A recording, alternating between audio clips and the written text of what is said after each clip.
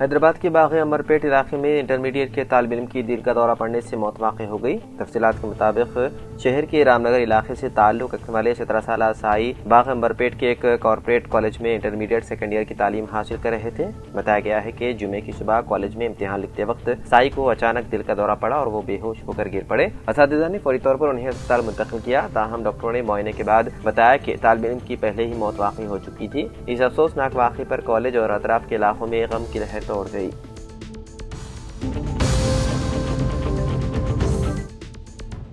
تلنگانہ کی ضلع سدی پیٹ کی تاریخ میں پہلی بار ایک شیر کی موجودگی نے دیہی علاقے کے کسانوں اور مقامی عوام میں ہلچل مچا دی۔ بتایا جاتا ہے کہ یہ وہی شیر ہے جو تقریباً 10 دن قبل تلکامرڈی میں دیکھا گیا تھا۔ توگٹا منڈل کے ایک کسان نے شیر کو دیکھا اور فوری طور پر محکمہ جنگلات کے حکام کو مطلع کیا۔ شیر کی نقل و حرکت کا سراغ لگاتے ہوئے حکام نے پایا کہ اس نے کئی دیہات عبور کیے ہیں۔ محکمہ جنگلات کے مطابق یہ ایک نوجوان نر شیر ہے جس نے علاقہ تلاش کرنے کی کوشش میں مہاراشٹر سے تلنگانہ کے ضلع کومرمبھیم آصف آباد میں قدم رکھا تھا۔ وہاں سے اس نے منچریال، جگتیال، راجنہ سے اور کامرڈی اضلاع کا طویل سفر طے کیا اور اب سدی پیٹ پہنچ گیا۔ حکام نے پنجوں کے نشانات کی بنیاد پر اس کی موجودگی کی تصدیق کی۔ خوش قسمتی سے اب تک انسانوں یا مویشیوں پر حملے کی کوئی اطلاع نہیں ملی۔ سدی پیٹ اب تلنگانہ کا 14واں ضلع بن گیا ہے جہاں شیر کی موجودگی رپورٹ ہوئی ہے۔ محکمہ جنگلات کے حکام نے ضلع میں نگرانی سخت کر دی ہے اور کسانوں کو مشورہ دیا ہے کہ وہ رات کے وقت کھیتوں میں جانے سے گریز کریں اور چوکنا رہیں۔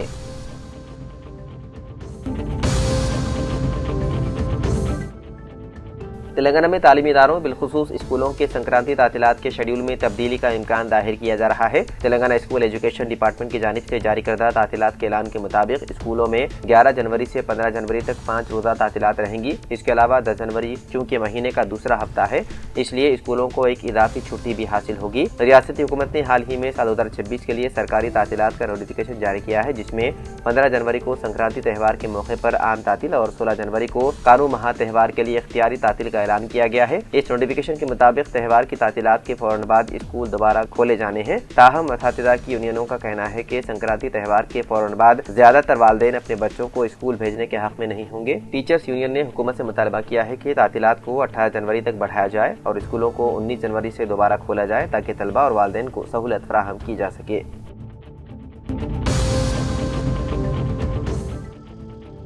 تلنگانہ میں سردی کی لہر نے قہر برپا کر دیا ہے جس کے باعث عام زندگی شدید متاثر ہو رہی ہے۔ ریاست کے شمالی اضلاع اور ایجنسی علاقوں میں درجہ حرارت میں غیر معمولی کمی واقع ہوئی ہے۔ سنگریڈی ضلع کا کوہیر ریاست کا سرد ترین مقام رہا جہاں درجہ حرارت 5.8 سے 6.4 ڈگری سیلسیس تک پہنچ گیا ہے۔ یہ گزشتہ ایک دہائی میں ریکارڈ کی گئی سب سے کم سطح ہے۔ ریاست کے تقریباً 10 اضلاع ایسے ہیں جہاں درجہ حرارت 10 ڈگری سے نیچے ریکارڈ کیا جا رہا ہے۔ ان میں عادل آباد، کومرمبھیم، آصف آباد، نرمل اور میدک جیسے اضلاع شامل ہیں۔ دارالحکومت حیدرآباد اور اس کے اطراف و اکناف کے علاقوں میں بھی سردی بڑھ گئی ہے جہاں اقل ترین درجہ حرارت 8.8 سے 11 ڈگری سیلسیس کے درمیان درج کیا گیا۔ صبح کے اوقات میں چھائے رہنے والے گھنے کوہرے کی وجہ سے سڑکوں پر روشنی کم ہو گئی ہے جس سے گاڑی سواروں کو شدید مشکلات کا سامنا ہے۔ محکمہ موسمیات نے پیشن گوئی کی ہے کہ آئندہ 3 دنوں تک سردی کی لہر برقرار رہے گی اور اس کے پیش نظر کئی اضلاع کے لیے الرٹ جاری کر دیا گیا ہے۔ حکام اور طبی ماہرین نے عوام بالخصوص بچوں اور ضعیف افراد کو مشورہ دیا ہے کہ وہ رات اور صبح کے اوقات میں گھروں سے باہر نکلنے سے گریز کریں اور سردی سے بچنے کے لیے گرم کپڑوں کا باقاعدگی سے استعمال کریں۔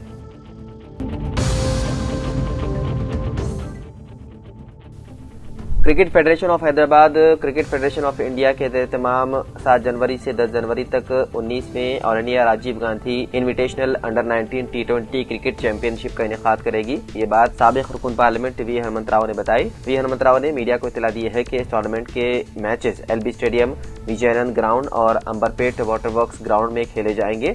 انہوں نے کہا کہ میں ایک بار پھر یہ بات دہرانا چاہتا ہوں کہ اسی ٹورنامنٹ میں ہندوستان کے تیز گیند باز محمد سراج نے برسوں قبل پہلی بار اپنی صلاحیتوں کا مظاہرہ کیا تھا، اس سے پہلے کہ وہ ہندوستانی کرکٹ میں بڑا نام بنے۔ یہ مقابلہ ہمیشہ نوجوان کھلاڑیوں کے لیے ایک ایسا پلیٹ فارم رہا ہے جہاں انہیں اپنی صلاحیتیں دکھانے اور پہچان حاصل کرنے کا موقع ملتا ہے جو شاید انہیں کہیں اور نہ مل پاتا۔ انہوں نے مزید بتایا ہے کہ اس چیمپئن شپ میں سری لنکا، دبئی، ملیشیا، نیپال، تمل ناڈو، مہاراشٹر، چنئی، بہار، کرناٹک، بنگلورو، تلنگانہ، CCF اور حیدرآباد کی ٹیمیں حصہ لیں گی۔ وی ہنمنت راؤ کے مطابق تلنگانہ کے وزیر اعلیٰ Revanth Reddy L B stadium میں ہونے والے انعامی تقسیم تقریب میں مہمان خصوصی ہوں گے۔ انہوں نے یہ بھی کہا ہے کہ کرکٹ فیڈریشن آف حیدرآباد کی جانب سے all India Rajiv Gandhi under 17 championship Chandigarh میں جبکہ انڈر 15 چیمپئن شپ چنئی میں منعقد کی جائے گی۔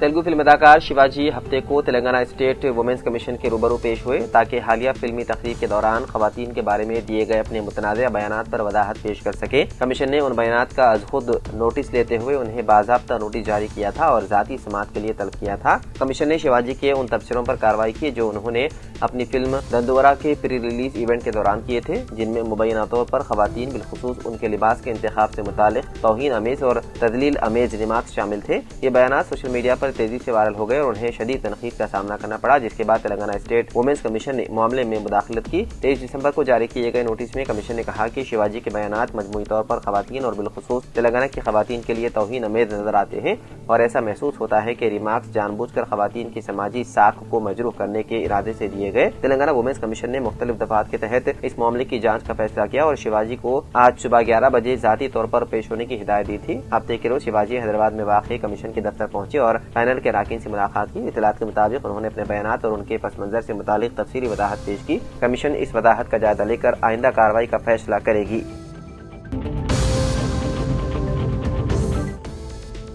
حیدرآباد کے کاچوگڑہ میں پیش آئے المناک آتشزدگی کے واقعے میں جڑواں بچے رحیم اور رحمان جاں بحق ہو گئے۔ تفصیلات کے مطابق والدین 3 سال کے جڑواں بچوں سمیت مزید 2 بچوں کو بیڈ روم میں چھوڑ کر ایئر کنڈیشنر آن کر کے باہر گئے ہوئے تھے۔ اچانک اے سی سے آگ بھڑک اٹھی۔ شعلے بلند ہوتے دیکھ کر کمرے میں موجود 8 تا 9 سال کے ایک لڑکا اور لڑکی فوری طور پر باہر نکل آئے تاکہ گھر والوں کو اس کی اطلاع دی جا سکے۔ تاہم بیڈ پر گہری نیند میں سوئے ہوئے رحمان چند ہی لمحوں میں آگ کی لپیٹ میں آ کر موقع پر ہی دم توڑ گئے۔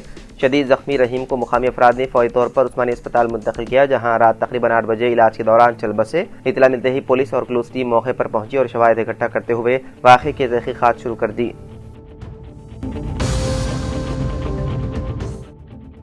مرکزی تفتیشی بیورو یعنی کہ سی بی آئی نے اناؤ عصمت ریزی معاملے میں دہلی ہائی کورٹ کے فیصلے کو سپریم کورٹ میں چیلنج کیا۔ سی بی آئی نے سپریم کورٹ سے درخواست کی ہے کہ سزا معطل کرنے اور ضمانت دینے کے ہائی کورٹ کے حکم پر دوبارہ غور کیا جائے۔ کلدیپ سنگھ سینگر کو دسمبر سال 2019 میں عمر قید اور 25 لاکھ روپے جرمانے کی سزا سنائی گئی تھی۔ اس نے جنوری سال 2020 میں دہلی ہائی کورٹ میں اس فیصلے کے خلاف اپیل دائر کی تھی۔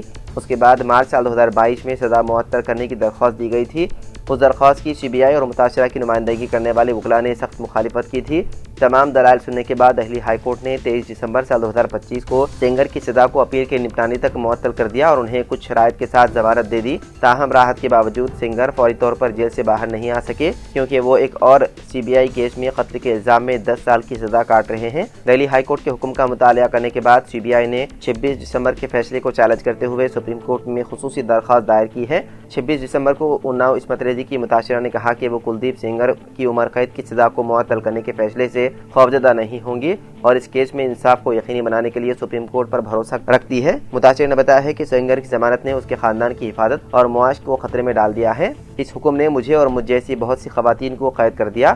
اس سے میرے خاندان کو خطرہ ہے۔ میرے شوہر کی نوکری ختم ہو گئی۔ اب ہمیں کیا کرنا چاہیے؟ متاثرہ خاتون نے اس کیس میں قانونی جنگ جاری رکھنے کا عزم ظاہر کرتے ہوئے کہا کہ وہ خوف سے گھبرانے والی نہیں ہے۔ اس نے کہا کلدیپ سینگر سوچا کہ ہم ڈر جائیں گے اور خاموش رہیں گے۔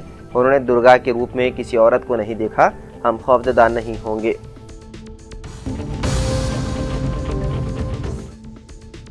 حیدرآباد کے مضافاتی علاقے کیسرا کی ملکارجن نگر کالونی میں پتنگ کے خطرناک مانجے کی زد میں آ کر ایک نوجوان کی گردن کٹ گئی۔ تفصیلات کے مطابق 25 سالہ یشونت ریڈی موٹر سائیکل پر کچھ کام سے جا رہا تھا کہ راستے میں اچانک پتنگ کا مانجا ان کی گردن میں پھنس گیا، جس کے باعث گلے پر گہرے زخم آ گئے۔ واقعے کو دیکھنے والے مقامی افراد نے فوری طور پر زخمی نوجوان کو مقامی اسپتال منتقل کیا، جہاں اس وقت اس کا علاج جاری ہے۔ ڈاکٹروں کے مطابق بہتر علاج فراہم کرتے ہوئے تقریباً 19 ٹانکے لگائے گئے۔ علاقے کے مکینوں کا کہنا ہے کہ کیسرا میں بعض دکاندار خفیہ طور پر ممنوع مانجا فروخت کر رہے ہیں، جس کے سبب سڑکوں پر آنے جانے والوں کی جان کو خطرہ لاحق ہے۔ عوام نے پولیس سے مطالبہ کیا ہے کہ ایسے واقعات کی روک تھام کے لیے فوری اقدامات کیے جائیں۔ واقعے کی اطلاع ملنے پر کیسرا کے سرکل انسپکٹر آر کے پلی انجنیلو نے وعدہ کیا ہے کہ اگر کوئی بھی شخص غیر قانونی طور پر ممنوع مانجا فروخت کرتا پایا گیا تو اس کے خلاف سخت قانونی کارروائی کی جائے گی۔ متاثرہ کے والد سدھاکر ریڈی کی شکایت پر کیس درج کر لیا گیا اور کیسرا پولیس واقعے کی مکمل تحقیقات کر رہی ہے۔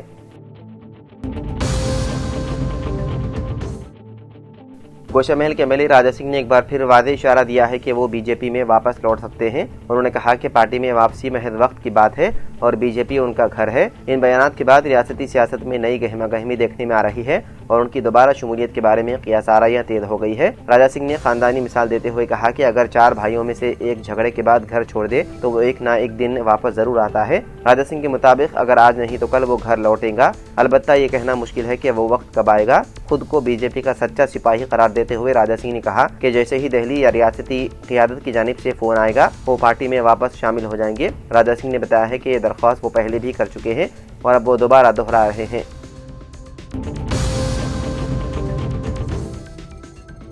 انڈوں کی قیمتوں میں مسلسل اضافے نے سرکاری اسکول میں نافذ PM پوشن یعنی کہ دوپہر کھانے کی اسکیم کو شدید متاثر کیا ہے۔ حکومت جہاں کھانا پکانے والی کارکن خواتین کو فی انڈا 6 روپے فراہم کر رہی ہے، وہیں بازار میں انڈوں کی قیمت 8 سے 10 روپے تک پہنچ چکی ہے۔ اس صورتحال کے باعث کئی اسکولز میں بچوں کو ہفتے میں 3 دن کے بجائے صرف 2 دن ہی انڈے فراہم کیے جا رہے ہیں، جبکہ بعض مقامات پر ایک دن انڈے اور ایک دن کیلا دیا جا رہا ہے۔ ہیڈ ماسٹرز کا کہنا ہے کہ قیمتوں میں اضافے کی وجہ سے مقررہ مینیو پر عمل مکمل نہیں ہو پا رہا ہے۔ ضلع مرچر کے ایک ہیڈ ماسٹر نے بتایا ہے کہ انڈوں کی قیمتوں میں اضافے کے باعث ایڈجسٹمنٹ کی جا رہی ہے۔ سب جانتے ہیں کہ کئی اسکولز میں ہفتے میں 3 دن انڈے نہیں دیے جا رہے ہیں۔ عادل آباد کے ایک ہیڈ ماسٹر نے مطالبہ کیا ہے کہ تلنگانہ حکومت بھی آندھرا پردیش کی طرز پر اسکول کو براہ راست اشیاء ضروریہ فراہم کرے۔ ریاست بھر میں تقریباً 24,000 سرکاری اسکولز ہیں جہاں 17 لاکھ کے قریب طلبہ PM پوشن اسکیم سے مستفید ہو رہے ہیں۔